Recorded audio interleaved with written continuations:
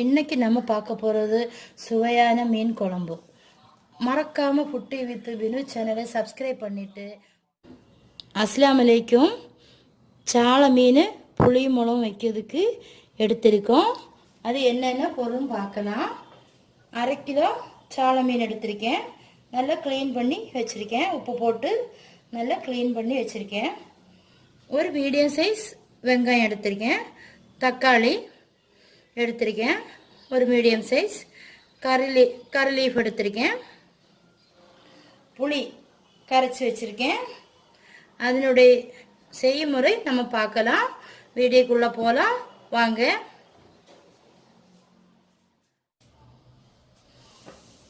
நம்ம கட் பண்ணி வச்சுருந்தேன் இந்த வெங்காயத்தை இதில் போட்டுடலாம்.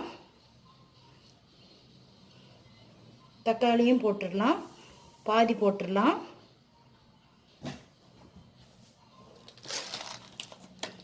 ஒரு ஸ்பூன் மிளகு போட்டுடலாம்.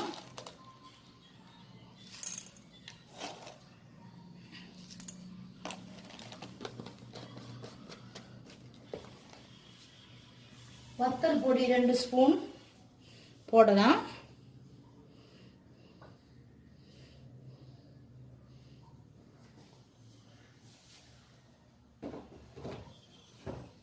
சோம்பு அது 2 ஸ்பூன் போடலாம்.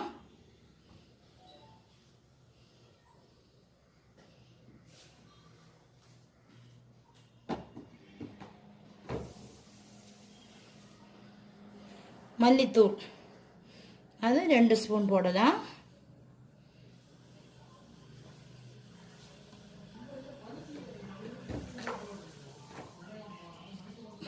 மஞ்சத்தூள் அது நம்ம 1/4 டீஸ்பூன் போடலாம்.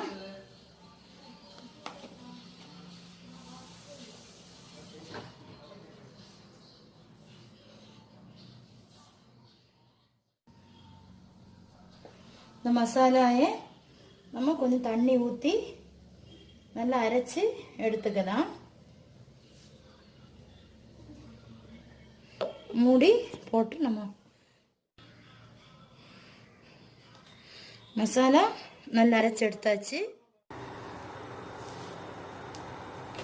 ஒரு பேன் வச்சுருக்கோம். அதில் தேவைக்கு நம்ம ஆயில் ஊற்றிடலாம். Coconut oil.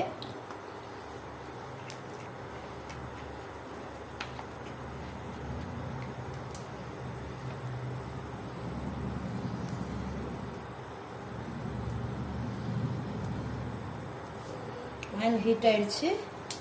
நம்ம கடுகு போட்டுடலாம். கடுகு கொட்டிட்டு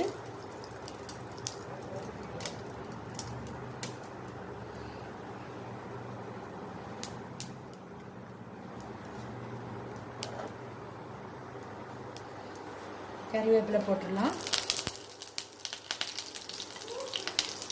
ஒரு வெங்காயம் திருப்பி நான் கட் பண்ணி வச்சேன். அதையும் போட்டுடலாம்.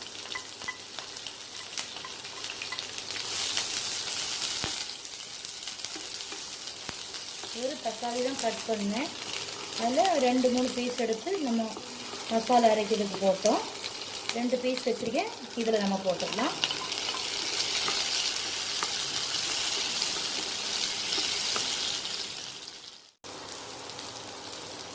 இனி இந்த மசாலையை போட்டுடலாம். நம்ம அரைச்சி வச்சுருந்தோம். அந்த மசாலையை போடலாம்.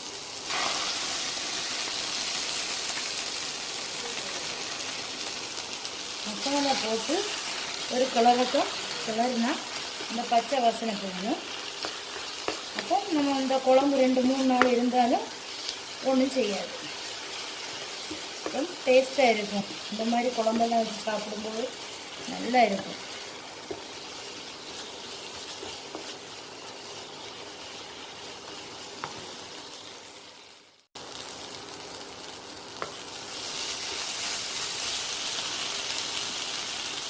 நம்ம இந்த ஜாரை ஒரு அலசை கலசி இந்த தண்ணியில் ஊற்றிடலாம்.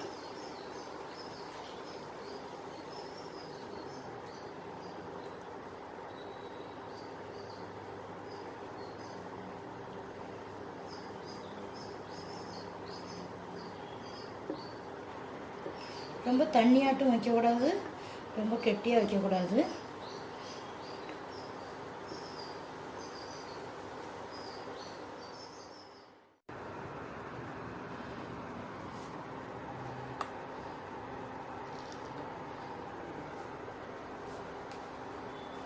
1/4 டீஸ்பூன் உப்பு போட்டுடலாம். குழம்பு நல்லா கொதிச்சதுக்கு அப்புறம் தான் நம்ம வந்து மீன் போடணும். இல்லைன்னா மீன் அவ்வளோ உடஞ்சிரும். அதனால் முதல்ல போடக்கூடாது. நல்லா கொதி வந்ததுக்கப்புறம் நம்ம போடலாம் மீன்.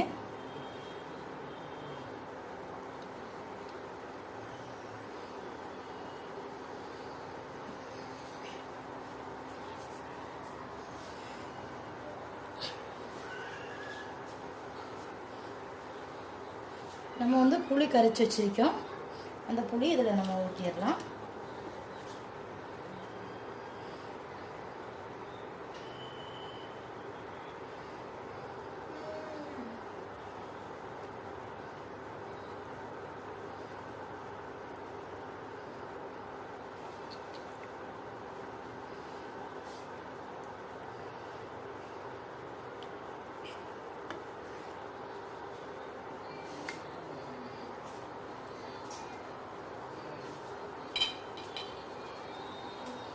மூடி போட்டுடலாம். ஒரு கொதி வரட்டும். வந்ததுக்கப்புறம் நம்ம மீன் போட்டு கொடுக்கலாம்.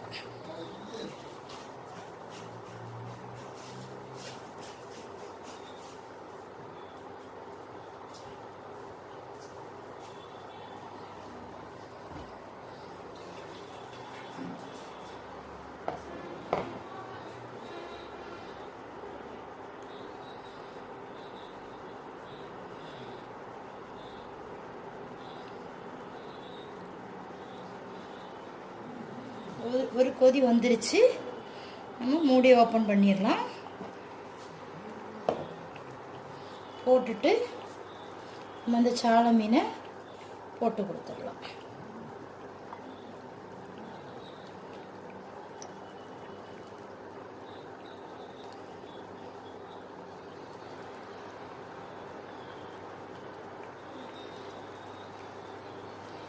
தனி ஒரு டேஸ்ட்டு மிளகும் புளிக்கும்.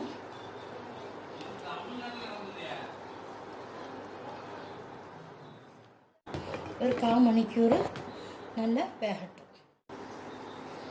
நம்ம ஓப்பன் பண்ணி பார்த்துடலாம்.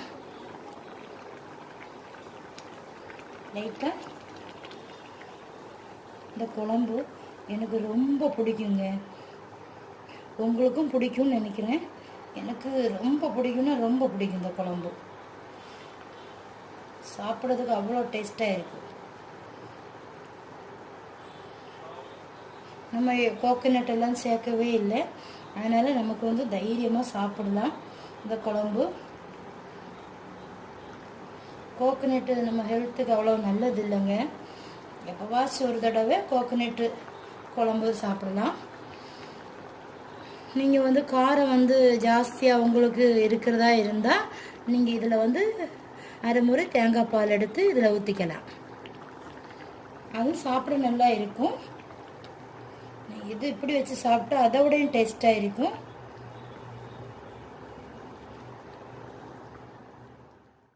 ரெண்டு அதில் நம்ம போட்டுடலாம்.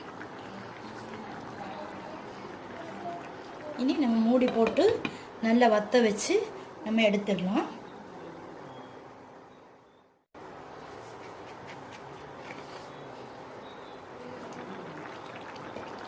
நம்ம சாப்பிடும்போது நல்ல டேஸ்ட்டாக இருக்கிறதுக்கு நம்ம வந்து அரை ஸ்பூன் கோகனட் ஆயில் நல்ல டேஸ்ட்டாக இருக்கும். அரை ஸ்பூன் நம்ம ஊற்றிடலாம். நம்ம கோகனட் சேர்க்கல, அதனால அரை ஸ்பூன் ஊற்றினா சுவையான மீன் குழம்பு ரெடி. நீங்களும் வீட்டில் ட்ரை பண்ணி பார்த்துட்டு மறக்காமல் கமெண்ட் பண்ணுங்கள்.